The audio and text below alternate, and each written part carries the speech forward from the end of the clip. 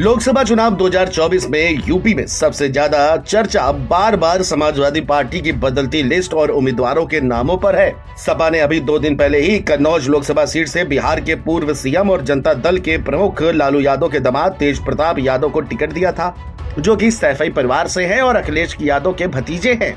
तेज प्रताप 24 अप्रैल को कन्नौज सीट से नॉमिनेशन भी दाखिल करने वाले थे, लेकिन अब उनका नामांकन टल गया है। अब खबर है कि सपा ने कन्नौज सीट से उम्मीदवार बदल दिया है।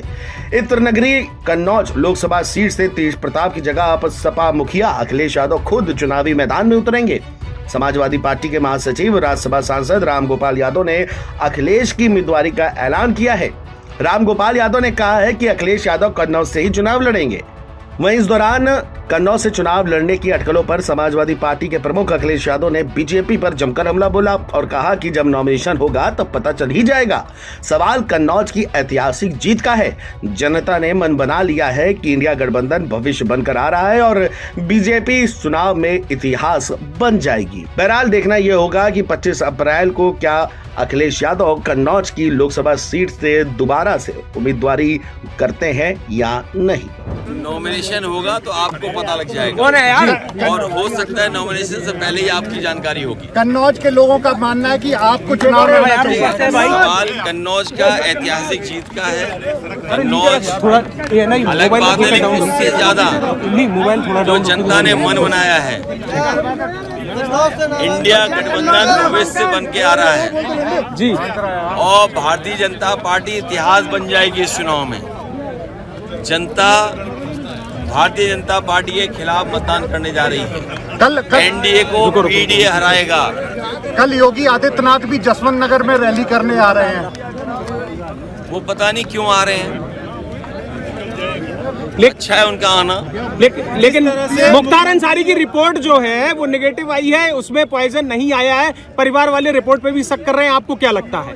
देखिए, जिस तरीके की बहुत सारी चीजें हो रही हैं, मान लीजिए आज एक पत्रकार जो विदेशी पत्रकार थी जी, जो अखबारों में हमने पढ़ा, उसे भारत छोड़ने के लिए कह दिया गया। लेकिन वही खबर ये भी मिल रही है कि सरकार ये कह रही क्योंकि वीजा में कुछ दिक्कतें थी, इसलिए उन्हें विदेश जाना पड़ रहा है, अपने घर जाना पड़ रहा है भारत छोड़कर। तो सच्चाई क्या है? जो संस्थाएं हैं वो संस्थाएं बीजेपी के लिए काम कर रही हैं। आपके थाने हैं, तहसील है, जिला एडमिनिस्ट्रेशन है। जब संस्थाएं दल के लिए काम करने लगे, समझ लो लोकतंत्र खत्म हो गया। इसलिए शक करना कोई इस सरकार पे हर चीज पे शक हो रहा है। यही तो सवाल है कि आप क्रेडिबिलिटी क्या है। आप सोचिए, प्रधानमंत्री जी ने जो कहा उस पे आपत्ति पूरे देश के लोगों को है। जी जी, पूरे देश के लोगों को आपत्ति है कि ये भाषा कैसे हो सकती है। लेकिन चुनाव आयोग क्या कर रहा है? क्यों चढ़ा रहे हो? और फिर आप में से बहुत से साथी हैं कि क्या लाभ मिल जाएगा बीजेपी को, कुछ सवाल पूछ लें। जो सवाल आप पूछ रहे हैं, आपकी नीयत में सवाल ये है कि आप बीजेपी की मदद करना चाहते हैं। Video desk NBT online.